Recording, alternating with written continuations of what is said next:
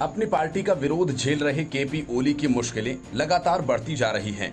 Party अध्यक्ष पुष्प दहल कमल प्रचंड तो पहले से ही उनके इस्तीफे पर अड़े हुए हैं, लेकिन अब नेपाल के विदेश मंत्री ने ओली को जमकर लताड़ा है और कहा कि भारत नेपाल रिश्तों के बीच किसी को जहर घोलने की इजाजत नहीं है।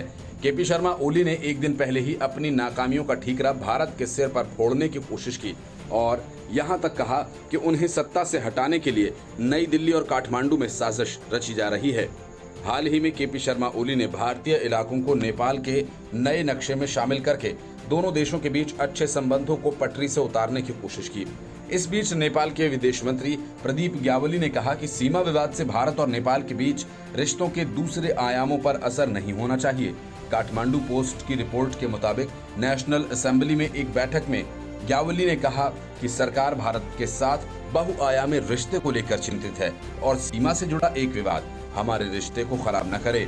विदेश मंत्री का ये बयान इसलिए बहुत अहम माना जा रहा है क्योंकि एक दिन पहले ही प्रधानमंत्री केपी ओली शर्मा ने कहा कि कालापानी, लिपुलेख और लिथियापुरा को नेपाल के नए नक्शे में शामिल किए जाने की वजह से भारत उनको सत्ता से हटाने की कोशिश कर रहा है। ग्यावली ने कहा कि द्विपक्षीय रिश्ते में सकारात्मकता लाने के लिए सभी हितधारकों को योगदान देना चाहिए। किसी को रिश्ते में कड़वाहट नहीं घोलनी चाहिए। मैं सभी से अपील करता हूं कि सकारात्मक योगदान दें। विदेश मंत्री ने कहा कि हम भारत के साथ संपर्क में हैं। हम मुद्दों को बातचीत के जरिए सुलझाने के लिए प्रतिबद्ध हैं। मुझे उम्मीद है कि हम इसे सुलझा लेंगे। ग्यावली ने कहा कि ये विवाद इतिहास में पैदा हुआ, हम इससे जूझ रहे हैं। हम इस मुद्दे को सुलझाएंगे, लेकिन भड़काकर और भावनाओं से नहीं।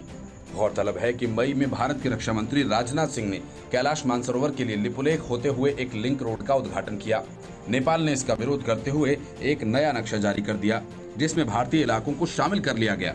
केपी ओली सरकार ने इसके लिए संविधान में संशोधन किया। माना जाता है कि देश में अपने खिलाफ बने माहौल को दबाने के लिए उन्होंने राष्ट्रीयता का मुद्दा उछाला, लेकिन उनके खिलाफ पार्टी में ही अविश्वास पैदा हो गया है। Bureau report, news of India.